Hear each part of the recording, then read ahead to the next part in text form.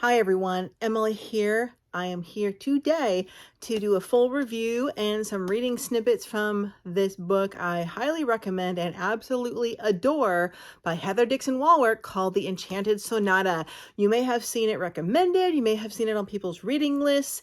It is rumored to be a Christmas book. I would say that it is not necessarily a Christmas book. This is definitely an adult fantasy novel, retelling of the Nutcracker. If you're familiar with the Nutcracker at all, you'll realize that the only part of the Nutcracker that is about Christmas really is the story starts out on Christmas Eve when Clara slips into her dream. But these adult retellings, much like the one I just discussed in another video, my review of Midnight in Everwood, which is probably my favorite of these two books, but it's very close tie. It is more, I would say, a winter read, a winter fantasy, and absolutely amazing and gorgeous. I love this book so much. It was probably the first fantasy I've read for the year. I haven't read fantasy in a few years, and it just reminded me that I love this genre so much, and I am a sucker for winter. So my goal in February was to do all winter reads, January and February, and I have a huge stack from January and February of winter reads. I'm still getting through doing reviews, plus the ones I'm finishing for February, but this is definitely a wintry read, and it is amazing. I read it on my Kindle, and I loved it so much that I went and I bought the book. And this is what it looks like. This is the hardback, and it's this matte cover. So Heather Dixon Wallwork also has another book called The Illusionarium, which is also Victorian England. I think all about like magicians and magic, I think. I don't have it. I actually ordered it. I don't have it yet. So I'm very excited to read it. She also has another one called, is it called Entwined or something? And it's a 12 Dancing Princesses retelling, which I've also ordered, and I don't have that one yet either. So definitely going to read all of that. I love this book. This book was published in 2018.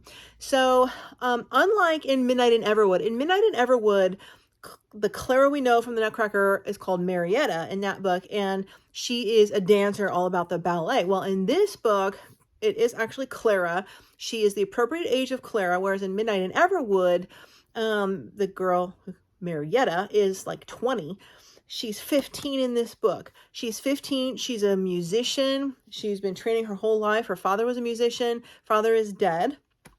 She's in love with a very world-renowned famous pianist named Johann that she's been infatuated with for years, hasn't noticed her and given her the time of day.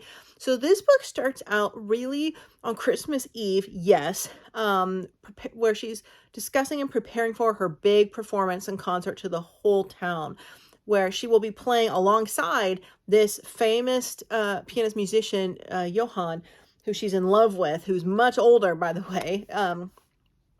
But she is gifted a book on Christmas Eve, and she opens the book and starts reading the book to her brother and mother, and she gets, suddenly before she knows it, it's like she's transported into the book, into the story, which I love that concept so much. She gets pulled into this magical realm. To me, this reads more Russian. The Crystal Guard, or Crystal Guard, if I'm pronouncing that right, or something like that, the town. In Midnight in Everwood, it's more like a fantasy, magical, snowy, sugary realm. To me, this makes me think more of like a Russian kingdom. And she's transported there. It doesn't understand how. And I don't want to give, all the way, but the premise of this book is that she witnesses something happen, and what happens, to give a brief, glimpse into that, is in this beautiful, snowy, frosty kingdom, this kind of royal kingdom, she witnesses someone come over a hill playing a flute, the most beautiful music she's ever heard. So, right, the whole music theme, there's a lot of reference to classical music and instruments and types of music and all these musical terms that, you've heard of, but you don't really think about what they mean. But she, when she's listening to this music, it's a bewitching, enchanting, literally spellbinding music, and she sees a man playing a flute. I think she's on a hill or in the town, and it's night, but suddenly all the children of the town are being pulled in their nightgowns and from their beds out onto the streets, and like zombies, like being enchanted enchanted by this sonata, this music that's being played, and she witnesses it happening, and all the children are turned to toys. All the children are turned to toys, and then he vanishes, and she's stuck there. The parents wake up the next day, and all the children of the village are gone. They're all toys littering everywhere, all over the town, which in the streets, which are really children. And this man also turns the prince into a gigantic nutcracker with the challenge of, let's see if you're worthy of becoming king, if you can undo the spell that I've just done. And that is the mission.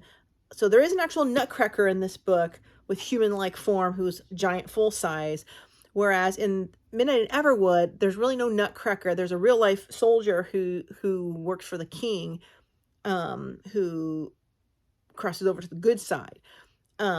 But so it's very different than the Retelling and Midnight in Everwood. I love them both. They're so different. Again, this one's all about music, beautiful music and sonatas and writing music and descriptions of music. And whereas Midnight in Everwood is all about dancing, different kinds of dance, completely different.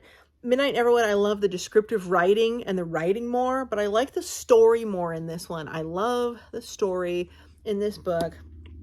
I love the descriptions. I do love the descriptions of the town. There's a confectionery called Palachines or something like that.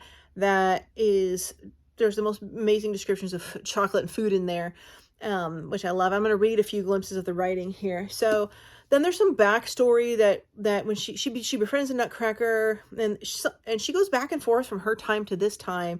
Somehow she doesn't know how this is happening. And anyway, she befriends this nutcracker, and the whole town is being attacked by these giant rats, and it really makes me think of the Princess Bride movie, the giant rats in the swamp that attacks them. That's what's happening here. Those are the bad guys, or the other that the army is facing. These giant rats that are coming and attacking and killing, and so Marietta is trying to help the Nutcracker, and the Nutcracker trying to help her. And since she is a beautiful musician, they discover she has some magical power to invent a song that can undo this whole spell. And so that's what's really going on. And there's some flashbacks to how his father, the bad character, the antagonist, the enchanter, how he got that way and things like that. So love it a great deal. And I wanted to show you, does this one have... Let's see. Yeah, there's some, I like how the chapters are divided. There's some little castle and some little, some little graphics in here, which I like. It's just a very pleasurable, delightful book to read. So let me read a few scenes from here that I wrote down on my iPad that I love the most. So talking about when she goes to the place that makes all the confections. Oh, what candies, braided licorice whips the size of actual whips, giant sugar balls that actually bounced, and oh, so many great games were played, bouncing the balls and catching them in one's mouth. Fudge came in all rainbows of flavors, decorated with rare nuts and berries, harvested from the midnight forest, and chocolates. They had chocolates that melted over your tongue and sweetness lasting in your mouth all day, and chocolates that were so spicy that soldiers dared each other to eat them. There was even a ceremony that came along with it. The attendant would light the chocolate on fire, and the poor soldier would have to take a deep breath and pop the chocolate in his mouth and start to cry. So it wasn't just candies and chocolate that Palachines made. They made teas. They had an entire room dedicated to teas and cakes, soups, to cater to the finest palate, and pastries. Everyone wanted their pastries for Christmas breakfast and every day of the year, and every other delicate and delicious food you can think of. The Emporium took up an entire block at the mere mention of the word Polichinelle would make anyone's mouth water. So here we have a scene where they're rushing through the town. They hurried back to the lobby through the myriad display windows with scenes dressed entirely in candy in the display windows. There were nougat fairies and thinly sliced apple wings, a cathedral made of dyed sugar glass and frosted at the edges, a peacock made of chocolate and candy, fruit gems, a forest of coconut shreds, dyed black and frosted sticks of pretzels, and little rats edged with almonds peeking out from under the trees even.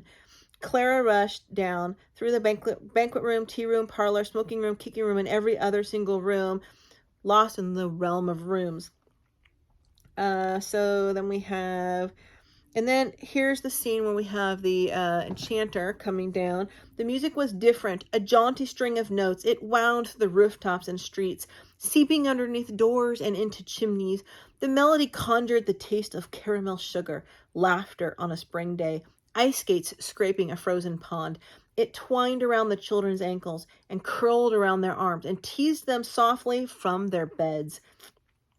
Music drew them from their homes and into the winter Empyrean streets. Toddlers wobbled forward, leaving tiny footprints in the snow, and babies leaning forward and cooing with the song as they were sleeping, carried by older children. All the Empyrean children in cities and in countrysides alike left their homes and walked the streets. They couldn't hear the flute. Their parents slept on, stirring a little from the draft of open doors, but they did not wake. At the northwest tip of the empire, the imperial palace glowed white and gold when the oddly beautiful music resonated through the grand halls. Prince Nikolai, though, couldn't hear it either. So the whole book is like this, but there's a lot more action in this book. So the Midnight in Everwood, which is this book I'm talking about, has a good amount of action at the end. The good versus evil, the fighting, whatever. But this book is full of action all throughout. And so there's a lot more movement, whereas in Midnight in Everwood, we have a lot more world building and being in the castle and going to all these balls and some character bonding and completely different, very different. This one has lots of battle scenes. Like the original Nutcracker story by Alexander Dumas has a lot of, if you've read that, rendition of it, it has a lot of battle scenes when Clara goes into the dream and there are rats and fighting nutcrackers, etc., etc. So these are both absolutely magnificent retellings of the Nutcracker. Not a lot of Christmas in them. If you read it at Christmas, it'll feel like Christmas.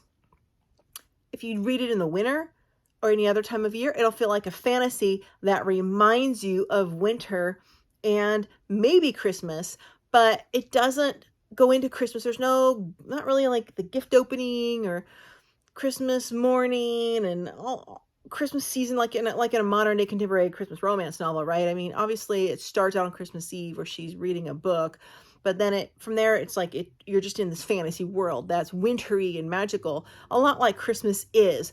But these are all year round books, and I just read them January, February, and I absolutely love them both so much. I love them, love them, love them. I do have to say, if I have to pick, that would be hard. If I had to give one away, I might have to read them both again to decide. I think I would stick with Midnight in Everwood because I love the descriptive writing better, but I like the story better in Enchanted Sonata. So I just don't know. I honestly think they're on par. They're both brilliant, and they're both very evocative, alluring, captivating stories. And if you read books like I do, not for so much the story, but for the quality, technique, and style of writing, which I love to study, and the wordplay, then you will love these books if how books are written is important to you. Some people will read any crappily written book that has a great story and they only care about the story. A lot of people don't really think about the words, the language and the writing itself in their books, when they care about the story only.